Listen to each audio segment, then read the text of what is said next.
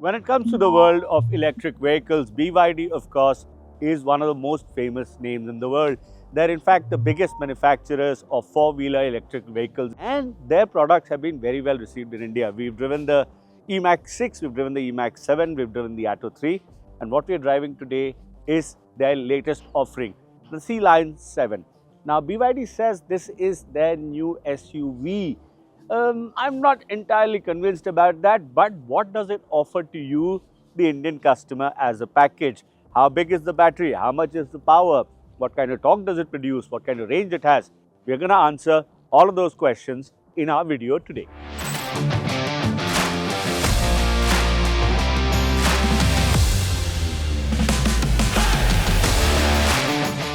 When it comes to design, I mentioned earlier about BYD claiming that the Sealion 7 is their newest SUV. I'll come to that in a bit. But overall, I think the Sealion 7 is an interesting design. We've seen interesting design themes from BYD with the Atto 3, with the Seal. And I think it's a pretty pleasant looking car. It's got an aggressive front. Of course, not much of a grille in the front because you don't need it in the EVs. It does have a decent size front that can accommodate a portable charger. You get pretty big 20-inch wheels that fill the arches very well. You get a pretty decent amount of ground clearance too.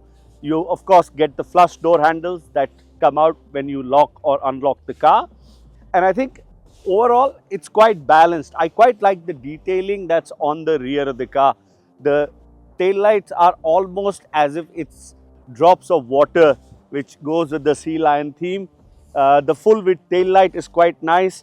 And I think it's a really balanced looking car, quite a pleasant looking car. But do I think it's an SUV? Unfortunately, I don't think so. I don't think it's high enough. I don't think it's aggressive enough in what we think as conventional SUVs. I would rather classify this as a crossover, albeit a pretty good looking crossover that's very well balanced in design. How is it inside? How is it to drive? Let's find out.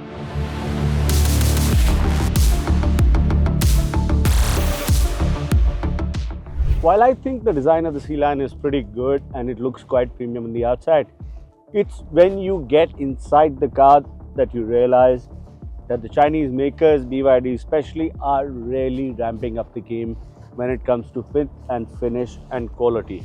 Of course, it won't be an EV without a massive display that's right in front of you, and that's what we have. It's rotatable, it's 15.6 inches, so depending on whether you like your displays to be in a vertical or a horizontal mode, you can choose that. You get wired and wireless Apple CarPlay, Android Auto, a bunch of functions, climate control. You also get this really premium finished center console and a steering wheel. I really like this crystal style knob that it has for gear shifting.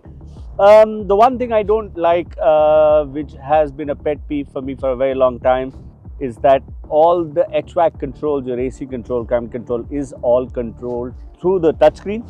Yes, it's very responsive. Yes, it's very nice to look at, but while you're driving, it's a distraction. You also get a 10.25-inch instrument cluster in front of you. You get all kinds of level 2 ADAS functionality, lane keep assist, automatic braking, adaptive cruise control, warnings for other vehicles in your blind spots. The door handles are very interesting. All the switches and all the surfaces feel very, very well finished and to a very premium level. I particularly like the seats. They are very comfortable, they're very large, they're very nicely finished. Also, I think the space utilization on the Sealion 7 is done very well. I'll just get into the rear seat to give you a better idea of it. You get Dyne Audio. Dyne Audio is a very famous Denmark-based speaker manufacturer. You get a 12-speaker Dyne audio system. You also get 11 airbags. So when it comes to active or passive safety, the Sealion 7 has you covered completely. And overall, the interface, the way the information is relied on to you, you also get, the radar automatically picks up vehicles around you, whether it's a two-wheeler or the larger vehicle or a four-wheeler. It automatically shows that to you on the instrument console. Of course, you have to take your eyes off the road to see it, so I see that as a bit of a counterproductive thing. You also get a pretty nice multicolor heads-up display. So when it comes to features, when it comes to Space, I think the Sealion certainly has a lot going for it. How is it in the rear seat? Let's find out. Once again, like in the front seats of the Sealion, the quality feels really good. You see the seat back, you see this form metal finish, you see the cup holders here, the way the leather's finished. The quality feels at a very, very high level. We don't know what the pricing is, but we'll come to the pricing factor later. You also get this big panoramic moonroof. So yeah, overall, I think there's a feeling of luxury and high level build quality inside the car. I was talking about space. As you can see, the driver's seat is set to my height. I'm 5'9". You've got a ton of space in the back. I would have liked a little bit more under thigh support, slightly little more, even though I don't think it's really much of a complaint. You can be quite comfortable here on a long distance trip or short trips for that matter. So overall, the Sealion really impresses us by the quality inside and out, by the number of features, by the number of standard equipment. How is it to drive? Well, let's find out.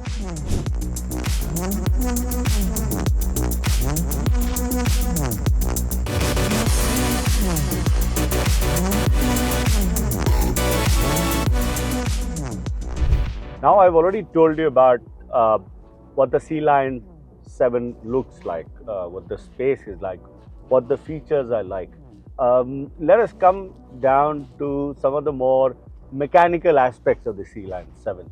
Now, BYD has some of the most cutting-edge battery technology in the world with their blade batteries, and the Sealion 7, it comes with a blade battery. The Sealion 7 will be offered in India. The launch is on the 17th of February, the official launch with the price announcement.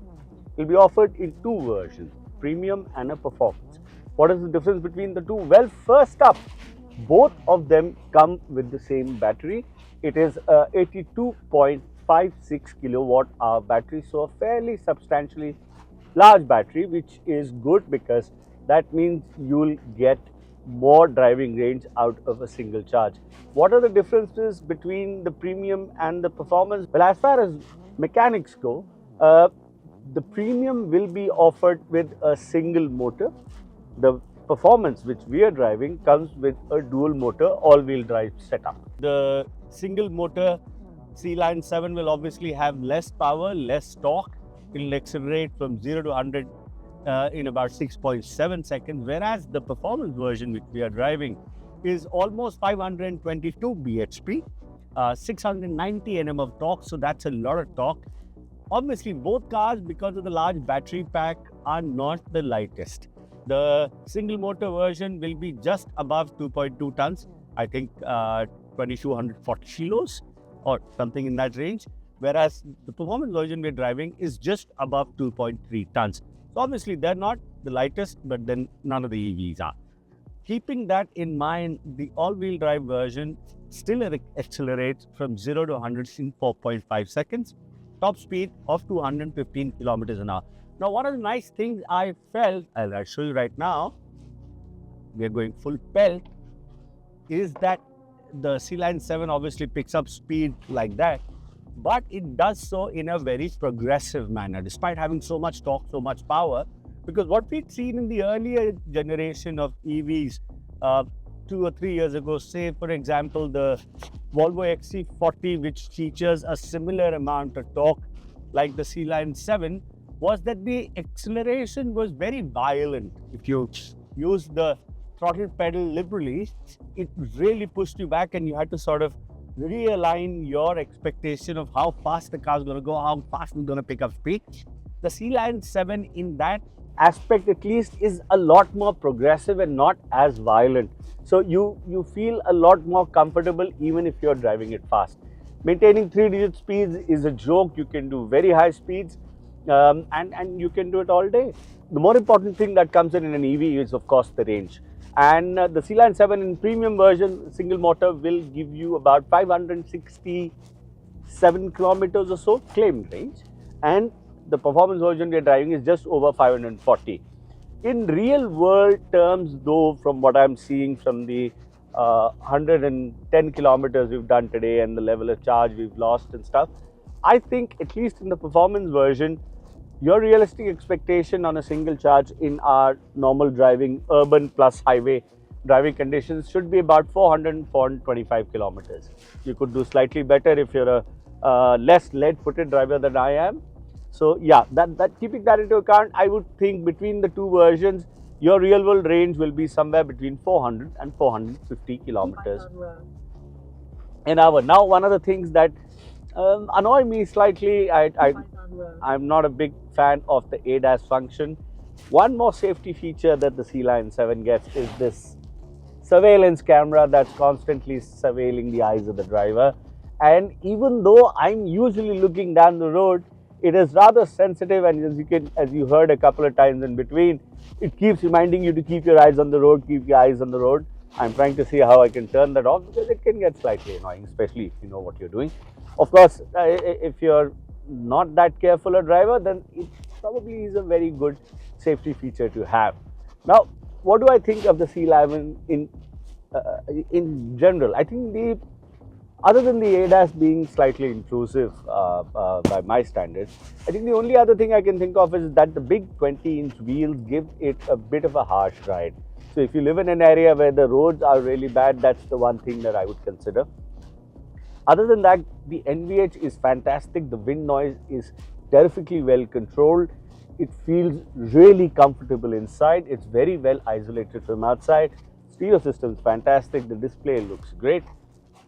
And the quality levels, like I said earlier, are something that we probably haven't seen on cars from Chinese manufacturers. But I mean, all said and done, they're doing a really good job. The Sealion 7 drives really well. It's very comfortable. I love the seats. I love the whole package. And it just feels like a really balanced EV. The big question will be, and this will be answered on the 17th when the video goes live, what is the pricing? Well, I would expect, looking at the pricing of the Seal, looking at the pricing of the Atto 3, other competitors, I would think that the Sealion would be priced above 50 lakhs, would be my hunch. I would think there would be a price gap of 10 to 15% between the Sealion 7 with a single motor and the Sealion 7 with the dual motors. I would think about a 10-15% price difference there. But yeah, I would think in the range of 50 to 55 lakhs. It still offers a fantastic package, a car that drives really well. I think it looks pretty good. It might not be a SUV as we think about it, but it's a good looking balanced car. It's not too out there, you know, because as we've discussed in the past, a lot of EV makers in trying to differentiate from their ICE versions. Focus on driving. See, she again wants you to focus on driving. So a lot of companies in the quest to differentiate between their ICE and EV offerings go a little bit too overboard in design. That's not the case with the Sealion. The quality is lovely, and I think if you're in the market where you're looking at an Ioniq 5 or an iX1, both are very, very strong competitors for the Sealion 7. This is a really competent product, and it'll be really fun to see what it is priced at and how the Indian customers react to it. I am a fan of the car as much as I don't like EVs. I think it's a really, really good offering, good quality, and would totally be worth the money if it's priced below 55 lakhs.